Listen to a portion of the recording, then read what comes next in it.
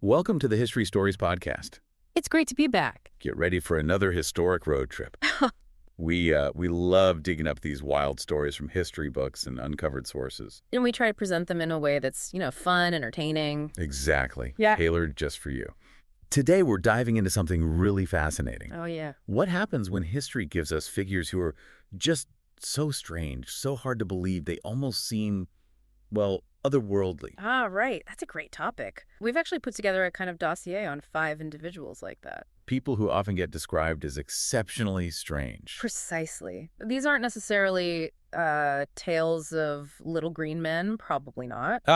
Probably not. But it's more an exploration of a different kind of alien people whose lives were just packed with these inexplicable events, maybe uncanny abilities or super mysterious origins. So we're looking at what made them seem so fundamentally different, like they were operating on another level somehow. Yeah, exactly. Their lives sort of intersected strangely with our own recorded past. It makes you wonder, Okay, so who's on this weird and wonderful historic road trip today? Well, first up, we have Count Saint-Germain. The alleged immortal, charmed European courts claimed he was centuries old. Fascinating guy. Okay, the Immortal Count. Then Grigory Rasputin, the mad monk, his seemingly supernatural hold over the Russian Tsar, it defied easy explanation, and his death became this huge legend. Rasputin, definitely strange. Who's next? Nikola Tesla. Brilliant inventor, basically birthed the modern electrical age. But he had his eccentric side, right? Yeah. Claimed contact with extraterrestrials and had this deep connection with pigeons. Very deep. Pigeons, okay. Number 4. Caspar Hauser, the boy who just appeared out of nowhere, claimed he'd lived his life locked in darkness. It sparked this massive mystery about identity, reality itself. Wow, from nowhere. And the last one? Leonardo da Vinci, the Renaissance giant, a polymath whose genius seemed to cover, well, almost all human knowledge. And his inventions hinted at what, like a mind from the future? Something like that, yeah. His ideas were centuries ahead. Okay, this sounds amazing. Prepare for a trip into the weirdest corners of the past. We're talking the crazy WTF stuff that makes history way stranger and, honestly, more entertaining than fiction. These are unbelievable stories, but they're documented. They might just leave you wondering, can you believe this actually happened? Let's start our historic road trip. First stop, Count Saint-Germain. Right. Saint-Germain, he just sort of appears mid-18th century European high society, wealthy, knowledgeable, captivating. But no past. Yeah. No verifiable background. None. People were baffled. Was he Italian, Spanish, Polish, maybe a jewel thief, a priest, a fiddler? Nobleman, nobody knew for sure. That's incredible in that era, right? So status conscious. Exactly. The most persistent theory, though, is that he was the son of the Transylvanian prince Francis II, Rákóczi. Rákóczi, the Hungarian rebel leader. The very one. Saint-Germain apparently hinted at this himself near the end. Now, Rákóczi's recorded son died young. So the theory is, what, the death was faked? To protect him, maybe? That's the idea. It would explain the money, the education, fluency in multiple languages, why monarchs accepted him. Makes sense. But no hard proof. No concrete proof. And there were other stories flying around, too. Spanish royalty, Portuguese maybe, some thought Alsatian Jew, or even a tax gatherer. So he used aliases. Lots of them. Marquis de Montferrat, Count Bellamar, Prince Ragazzi. It really feels like he deliberately cultivated the mystery. He wanted people guessing. Okay, so mysterious origins check. What about this ageless wonder thing? Ah, yes. Multiple accounts from different people over decades saying he looked middle-aged. Consistently middle-aged. Like he never got older. That was the claim. There's this famous anecdote about the Countess von Gregory. She meets him in Paris, swears she met him 50 years earlier in Venice, looking exactly the same. And what did he say? Apparently he just confirmed it was him. And Madame de Pompadour, Louis the Caustic's mistress, also noted his unchanging appearance over years. Even Voltaire weighed in. He did. Called him the Wonder Man, said he does not die, and who knows everything. High praise, or maybe just high strangeness, from an Enlightenment figure. And Saint-Germain played into it. Totally. He'd casually talk about events from centuries ago, like he was there, the Valois court, conversations with people long dead. Didn't he claim even older stuff? Like biblical times? Oh, the stories got wilder. Knowing Jesus, attending the wedding at Cana, the Council of Nicaea, some even said he claimed to be Lazarus. Lazarus, wow. And Casanova, what did he think? Casanova met him, recorded Saint-Germain claiming to be 300 years old. He linked it all to alchemy, said he had the elixir of life. Right, the elixir. Skeptics must have had other ideas. Of course. They pointed to his known skills in chemistry. Maybe he was just really good at making cosmetics, kept himself looking youthful. A more mundane explanation. Possibly. And then there was his refusal to eat in public. He'd attend dinners, talk, but never eat. Said he only had special oatmeal or tea in private. Which just added to the mystique, right? Special diet for longevity. Absolutely. And his alchemical claims went beyond youth, transmuting base metals to gold. Casanova actually claimed he witnessed him do it. Witnessed it. Casanova. That's what he wrote. Saint Germain was also known for fixing flaws in diamonds, even merging small ones into bigger ones. Casanova mentioned his ether, some kind of vanishing liquid. So, master chemist, maybe illusionist, but also this incredible range of talent. Staggering range. Fluent in tons of languages: French, German, English, Italian, Spanish, Portuguese, Russian, maybe more. Wow. Accomplished musician, virtuoso violinist, composer, also a painter, chemist, alchemist, jewel expert, amazing storyteller with encyclopedic knowledge. Oh, and a diplomat. A diplomat, too. Served King Louis XV on secret missions, which naturally led to speculation he was a spy. For France? Or someone else? Who knows? Whispers linked him to Catherine the Great's rise in Russia, too. Okay, so this guy is everywhere doing everything, but he did eventually die, right? The records say 1784. Records indicate a death, yes, in Germany. And supposedly on his deathbed, he again claimed to be Rakotzi's son. But the sightings didn't stop. People claimed to see him after 1784. Anton Mesmer, the hypnotist guy, apparently saw him in 1785. After he was supposed to be dead. Yep. Freemason records suggest he attended a convention that same year, and the Comtesse d'Adamar reported seeing him multiple times, decades later, looking exactly the same. This is getting weirder. And then the occult connection. Theosophy. Right. Late 19th, early 20th century, figures like Blavatsky and Besant adopted him as an ascended master, an immortal being guiding humanity. Ascended master. Yeah. Guy Ballard, who started the IM activity, claimed he met Saint Germain directly. The Church Universal and Triumphant also sees him as key. So he gained supernatural powers in these beliefs. Teleportation, telepathy. Attributed with all sorts of things. Linked to Freemasons, Illuminati, Knights Templar. Some fringe theories even credit him with inspiring the American founding fathers. Good grief. Any other weird legends? There's a New Orleans story about a vampire jack who claimed descent, also didn't eat in public, and the really out there idea that he was actually Francis Bacon. Francis Bacon. Okay. Yeah. So how did people react back then? Mixed bag. Awe, skepticism, total fascination. Voltaire's Wonder Man. Casanova called him a brilliant imposter. Louis XV valued him. Prince Charles of Hesse-Kassel called him a great philosopher. Frederick the Great was initially dismissive, then changed his tune. But his reputation really shifted after death, didn't it? Massively. From mysterious courtier to occult ascended master and conspiracy figure. So the core WTF stuff for Saint Germain claimed immortality with eyewitness support, weird eating, superhuman talents, political whispers, post-death sightings, and all those wild occult theories. Exactly, an enduring enigma. Shall we move on to Rasputin? Let's. Grigory Rasputin. Very different background from Saint Germain, right? Siberian peasant. Completely different. Born 1869, illiterate for a long time, apparently quite an unruly youth. But then he had a religious conversion. Around age 28, yeah. Became a wandering holy man, a stranic, traveled, prayed, gained followers. But there were also rumors early on. About those intense prayer meetings. The Kaleisty sect. Exactly. Held them in a root cellar. Rumors of involvement with the Kaleisty, known for some ecstatic and controversial practices, never confirmed, but the rumors stuck. And somehow this reputation reached St. Petersburg. Reached the Tsar. His fame as a mystic and healer spread. It got to the imperial family mainly because Tsarina Alexandra was desperate about her son Alexei's hemophilia. Right, the bleeding disorder. She needed a miracle. And Rasputin presented himself as this simple, devout man of God. It fit with the Russian holy fool tradition. The court was spiritually hungry, isolated. He filled a power vacuum. But the real key was his apparent ability to help Alexei. That cemented his power. When Alexei had a bleeding episode, Rasputin would come, pray, calm him down, and the bleeding often seemed to stop. The Tsarina saw it as divine intervention. Absolutely. Modern theories. Maybe hypnotic suggestion, a calming effect, reducing blood pressure. Or the aspirin theory. That's the most compelling one, I think. Court doctors likely gave Alexei aspirin, which thins the blood. Rasputin distrusted doctors, probably told them to stop the meds. Stopping aspirin would let the blood clot naturally. So, an inadvertent cure. But the perception was everything. Perception was reality for the Tsarina. It gave him immense influence. But he wasn't just playing the holy man, was he? The mad monk reputation. No, far from it. Alongside the pious image for the family, he had this public reputation for drunkenness, debauchery, scandalous behavior. Accusations of propositioning women, even the Tsar's daughters. Those were the rumors, yes. Whispers of public sexual encounters. He just ignored court protocol, was overly familiar. It shocked people. And this influence started bleeding into politics. Big time. Especially after the Tsar went to the front in World War I.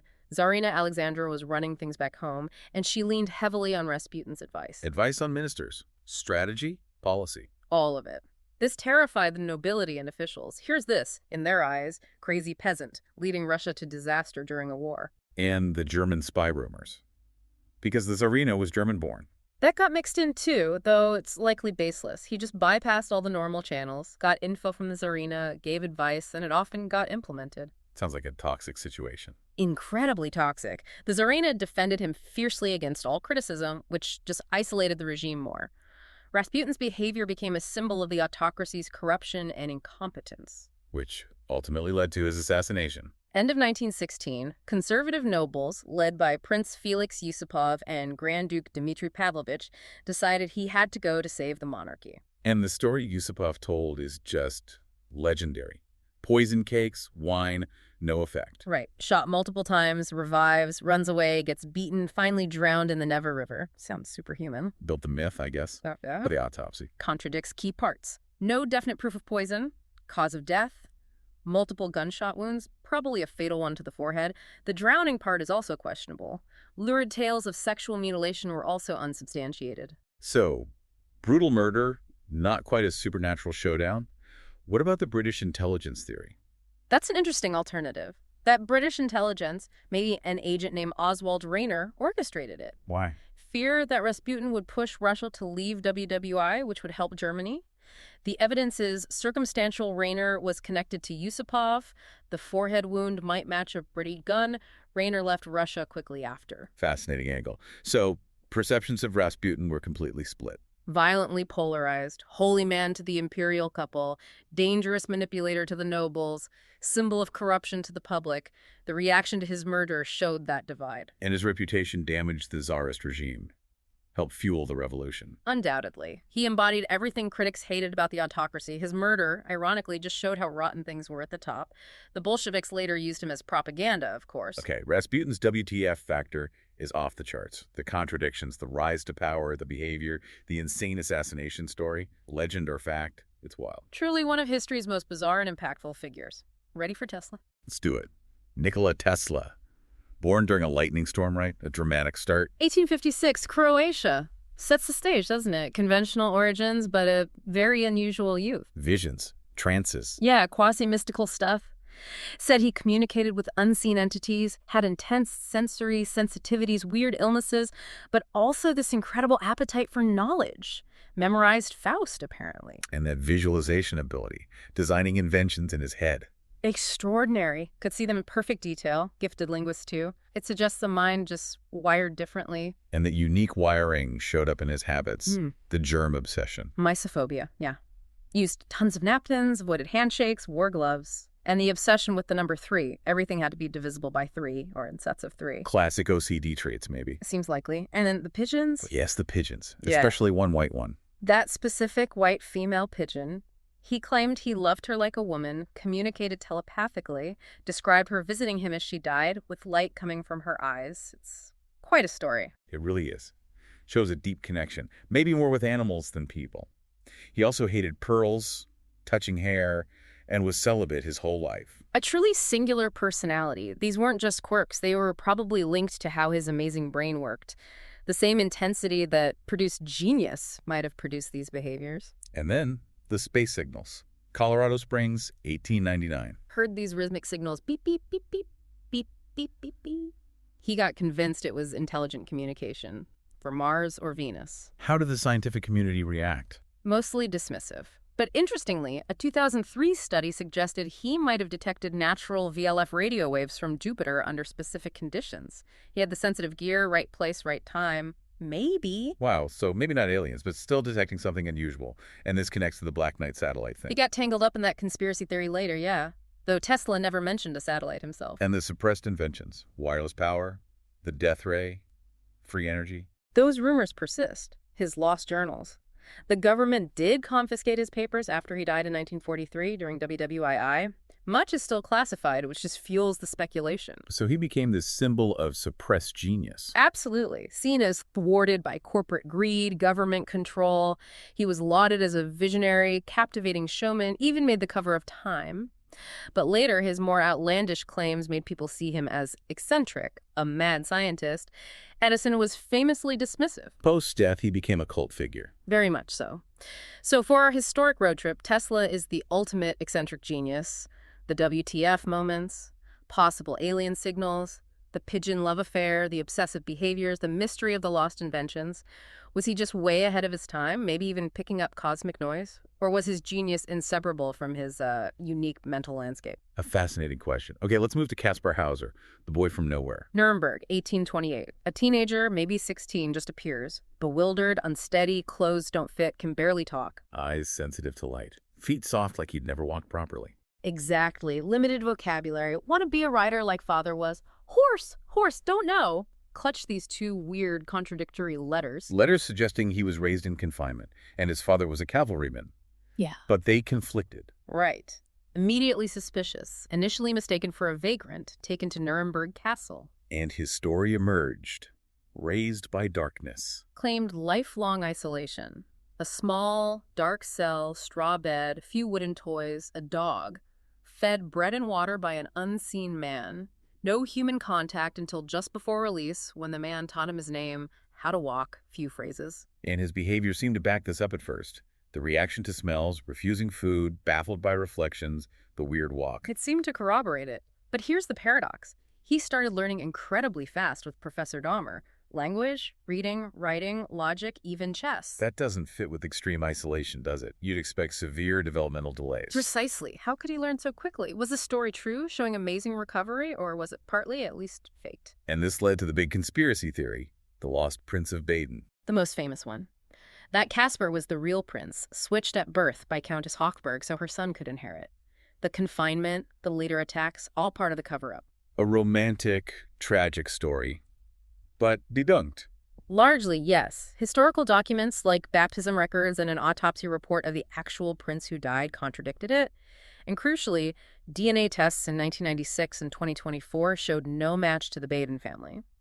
Plus, he had a cowpox vaccination scar, couldn't have got that in total isolation. Okay, so the prince theory is out. What about the attacks on him?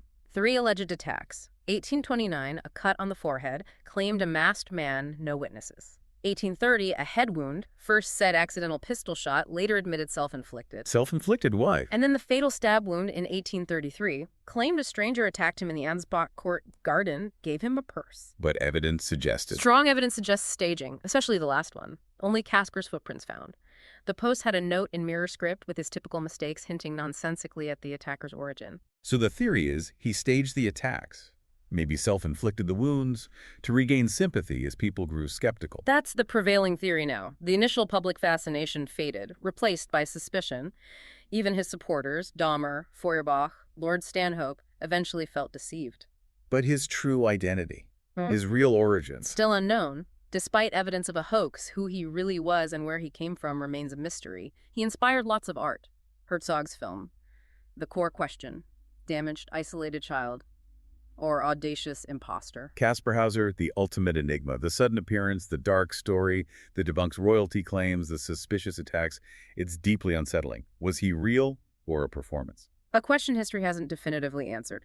Finally, Leonardo da Vinci. The ultimate Renaissance man. His alien quality is different, right? It's Right. about the sheer scope of his intellect. Exactly. Born near Vinci, 1452, illegitimate son.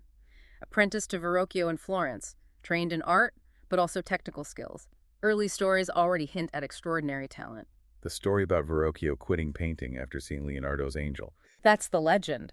What's truly unbelievable is the breadth and depth of his genius. Painting, sculpture, architecture, music, science, math, engineering, invention, anatomy, geology, cartography, botany, writing, history. It's almost impossible to comprehend. His notebooks are the evidence, constantly observing, questioning, trying to understand everything. And those notebooks have the designs, the inventions way ahead of their time. Filled with them. Flying machines, the ornithopter, helicopter screw, the tank or armored vehicle, maybe with deliberate flaws. Flaws? Why? We'll get back to that. Diving suit, parachute viable designs tested successfully centuries later, giant crossbow, self-propelled cart, automaton knight. Robots in the Renaissance. Concepts, yeah. Ideas for solar power, double-hulled ships, movable bridges, water-walking shoes, steam cannon, early machine gun, even hints of plate tectonics. It's like he visited the future. His genius was that conceptual leap, seeing possibilities based on observation and mechanics far beyond contemporary tech. And the notebooks themselves are mysterious. The mirror script. Yeah. Thousands of pages, sketches, diagrams, notes, all in left-handed mirror script. Was it for secrecy?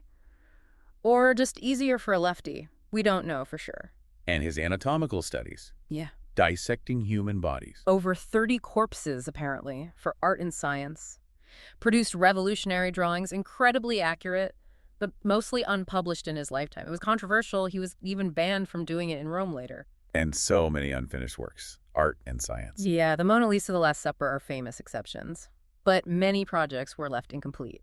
Perfectionism, restless mind always moving to the next thing, lack of funding, probably a mix. And the riddle of the tank's flawed design. Was it an error or intentional? Some speculate it was deliberate sabotage by a pacifist Leonardo. Others think it might be a cipher. It suggests he saw knowledge as powerful, maybe even dangerous, something to be handled carefully. So contemporaries saw the genius, but also the frustration of unfinished work. His true legend grew later. Absolutely. As the notebooks were studied over centuries, the sheer scale of his intellect became clear. He went from great artist to universal genius, almost like a visitor from another time. So Leonardo's WTF factors, the sheer brainpower, the futuristic inventions, the hidden knowledge in the notebooks, the impossible range of expertise. Was it just peak human ability or something? More. A mind that still boggles ours today. Looking back at all five, Saint Germain, Rasputin, Tesla, Hauser, Da Vinci. Each embodies strangeness in a unique way. Mysterious origins, uncanny talents, bizarre behavior, enduring legends. Yeah, if you were scoring them on an alien-like index, mystery, weird talents, odd behavior, lasting conspiracies. Saint Germain, Rasputin, and Tesla would score pretty high on pure WTF entertainment value, wouldn't they? I think so. Saint Germain's immortality claims, Rasputin's whole life and death saga, Tesla talking to pigeons and maybe planets, they're just packed with those truly bizarre, unbelievable moments. Not that Hauser and Leonardo aren't strange. Hauser's mystery is deeply unsettling, and Leonardo's genius is awe-inspiring. True, but that specific trio really leans into the high strangeness, the stuff that makes you shake your head and go, really? Wow, what an incredible historic road trip that was. Through the lives of these five, truly alien-like figures. From the seemingly immortal Count to the cosmos communing Tesla. The shadowy Castor Hauser, the genius of Leonardo, the wild card Rasputin. Their stories really show that history is often much stranger and way more captivating than fiction. They weren't just ordinary people. They pushed boundaries, defied easy explanation, and left these legacies that still fascinate and provoke us. Makes you wonder about human potential, genius belief, all the mysteries still hidden in those history books and uncovered sources. What stood out most to you listening today? Which story left you most astonished? Or sparked the most questions? Definitely dive deeper if any of these grabbed you. There are tons of books, articles, documentaries out there. And maybe a final thought. In a world that likes neat boxes, these figures remind us how vast, complex, and wonderfully weird the human experience can be. Maybe being extraordinary isn't about fitting in, but about those unique things that make people memorable, even centuries later. Well said. Thank you for joining us on this historic road trip. Share this journey with anyone who loves a good historical mystery or just a truly unbelievable story. And please rate and follow the History Stories podcast for more captivating tales from the world of flash culture. Until our next journey into the past.